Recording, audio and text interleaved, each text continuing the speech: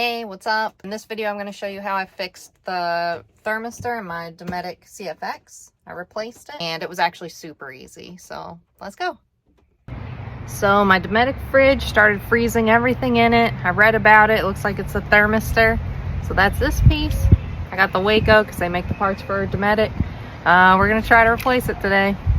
So regardless which portable fridge you have, you're going to remove these panelings for the vents. The first two were Torx screws, and then I removed 18 Phillips head screws. All right, based on almost nothing, I think this is the thermistor. It looks similar. So let's take that out.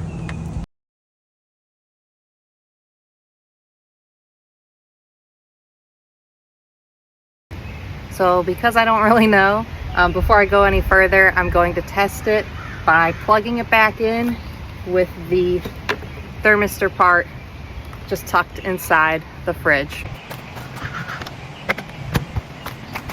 Okay, so I've got the thermistor as low as it can go. Got the thermometer in there. It's about 64.3. Pulled my battery out, which is good. It looks like it was time for a cleaning. Yeah, and we're just gonna plug it back in here.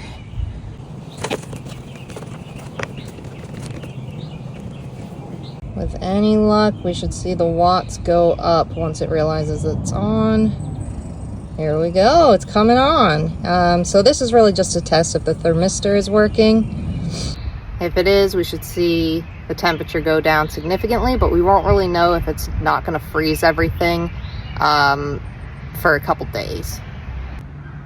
Because it was freezing everything, I had the temperature set to 50, and it was saying it was 52, but then the thermometer I put inside said that it was, it was like 32. So I'm gonna try to just set it to 45, and we'll see what it ends up saying the temperature is after a couple hours.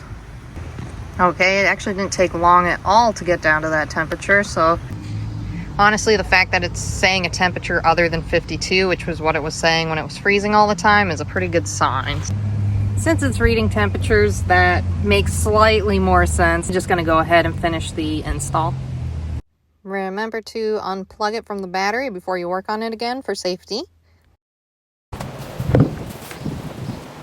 So my next problem is that on other videos that I watched, there are slightly different fridges, and the thermistor was like very easily accessible. Here, not the case. You can see that the original thermistor wire, it goes way back down in there. Either way, I think we need to take some more of this paneling off. The other thing I've seen people do is just drill a new hole. And we might be doing that today, but still can't do that without more of this paneling off. All right, we've got 14 screws around the outside, plus this is bolted onto the compressor. We're just gonna start dismantling it and see what happens.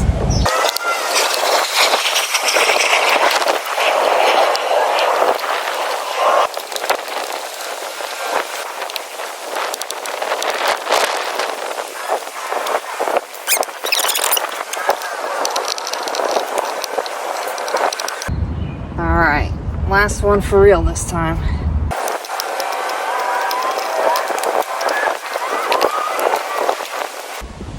Aha, I think I found it. There's a bunch of putty here. That's got to be where the thermistor goes. Let me show you. All right, so over here on the left side, you can see this black paste. That's where it goes. So we don't have a lot of wiggle room here, but I think we can pull it off. First thing I'm gonna do is just get the new thermistor ready to go in its place by wrapping it around where the other wires are. I'm just gonna find something to prop it up with.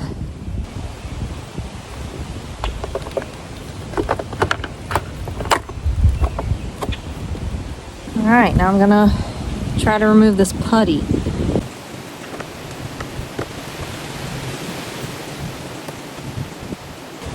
I'm gonna try to keep it clean because I would like to reuse it for the new thermistor. Now we just pull out the board. Just pull it out. Yeah, you just pull it out. And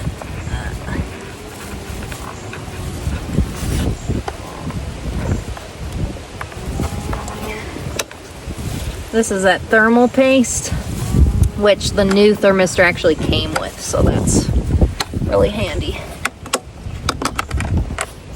And to save myself a bit of trouble, I'm just going to leave that old thermistor in there. Okay, so I'm going to get the new putty and we're going to put that on. This is the thermal paste heat transfer plaster that we're going to put on it. Smear it up nice. Beautiful. And now I'm just going to force it into the hole. This one's a little thinner actually, so it's going in pretty easily, and you just want to push it down as far as you possibly can.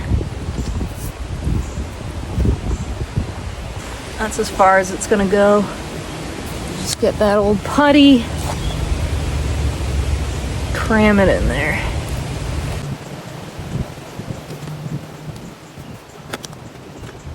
I don't think that's going anywhere. Remove my tools. Let's put it back together.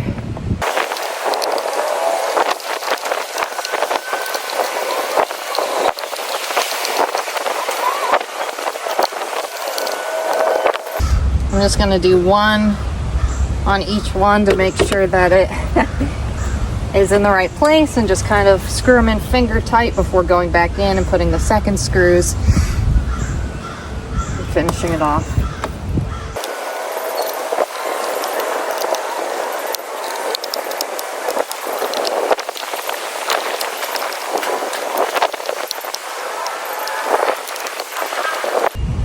Okay, we got these 18 or whatever back on. Now we can put this back in place. It just slides right. It just slides in. It just slides right in there. And it's just gonna slide right in.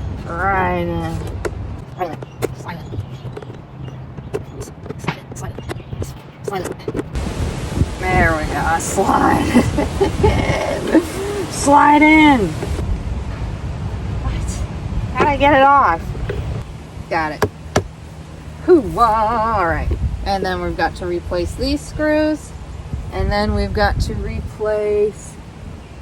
There were two star-shaped screws here and here.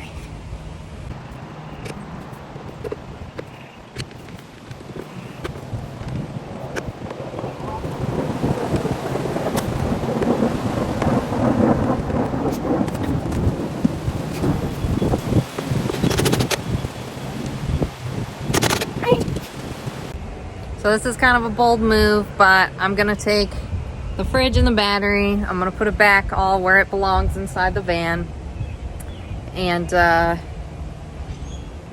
plug it in and see if it works. So it's on. It says it's at 41. We know that's not quite accurate, but I'm gonna give it some time to see if it adjusts and see what happens here. So since I know I can't trust the I don't know what to trust that's telling me temperature, so I'm gonna put a bottle of water in there for a couple days, and if it freezes, we'll know that it's getting way colder than 41 degrees. All right, time to see if the water bottle's frozen. It is not, and it is cold, so that's awesome. Happy girl? Happy girl? Itchy girl?